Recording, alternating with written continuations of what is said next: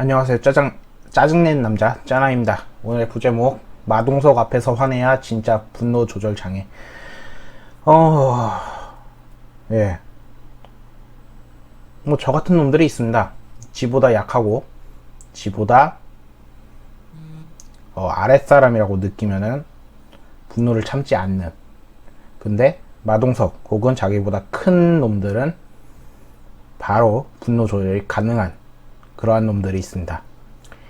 최근에 어떤 그 짤을 보게 됐는데, 움직이는 그림을 보게 됐는데, 거기서도 자기보다 덜 좋은 차를 타가지고 앞에서 짜증나게 하자마자 자기가 바로 신호등 걸려가지고 차에서 내리는 놈이 있었는데, 그 상대방이 자기보다 키가 크고 등치가 큰 것을 알아보자마자 차량 번호만 찍고 도망친 모습을 본 사건도 있고, 그 다음에 저도 직접 경험한 적도 있고, 꼭 그런 새끼들이 있습니다.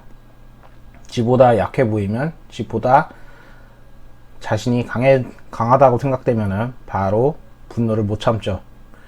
일반적으로 가정에서도 아마 남자들이 폭력을 사용할 때가 자기보다 약한 여자를 때리는 경우도 이런 거에 해당하다고 볼 수 있겠습니다.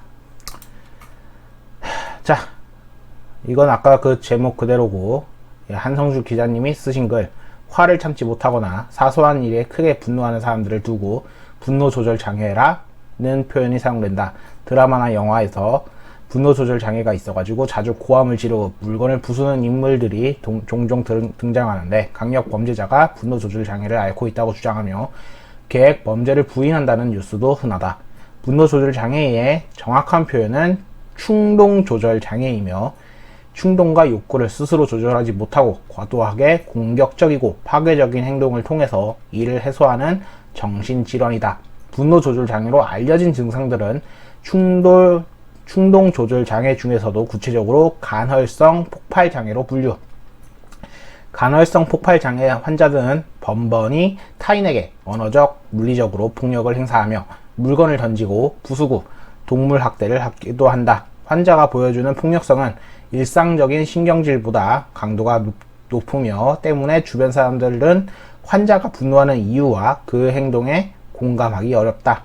이로 인해 환자는 대인관계, 직업활동이 유지하는 데 있어서 어려움을 경우가 있으며, 일주일에 평균적으로 2번, 3개월 이상 이런 행동이 지속된다면 간헐성 폭발장애가 진단된다.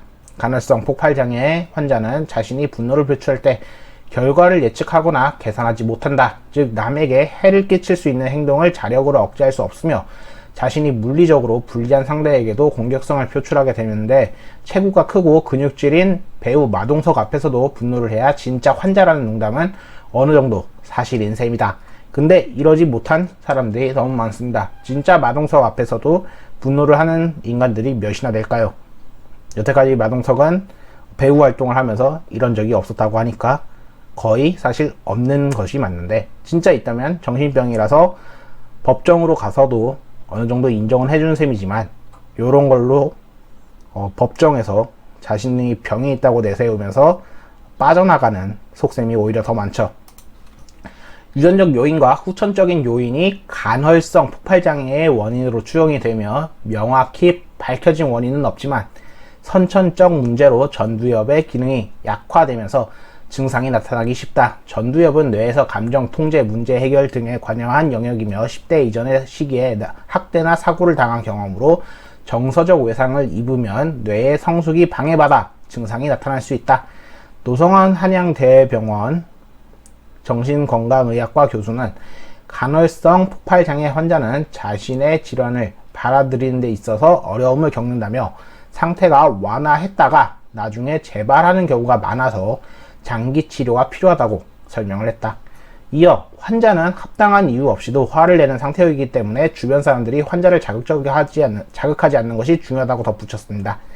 즉, 여러분들은 진짜 분노 조절 장애를 앓는 분을 만나게 된다면은 그들이 정신병이 있어서 측은한 마음을 가지시되, 마동석 같은 사람을 봐도 똑같이 한다 그러면 진짜고, 아니면은 그들은 선택적 분노 조절 장애라고 생각을 하시는 게 편하겠습니다. 그들 자신들이 그런 행동을 할 때 실질적으로 뭐 식칼이라던가 아니면은 이제 과도 같은 걸로 찔려 봤을 때, 스스로 지들이 찔려 봤을 때 그나마 좀 당해봐야지 속이 시원할 것 같은데, 그나마 최대한 무기가 없으면은 결국에는 측은한 마음으로 이 사람은 정신병자구나 하고 생각을 하시는 게 제일 좋을 것 같습니다. 뭐 물론 저도 정신병자를 인정하고 과도로 그들을 찌른 다음에 분노 조절 장애가 있어서 찔렀습니다. 죄송합니다. 이렇게 할까 싶기도 합니다. 예, 오늘은 여기까지입니다. 짜증내는 남자였고요. 들어주셔서 감사합니다.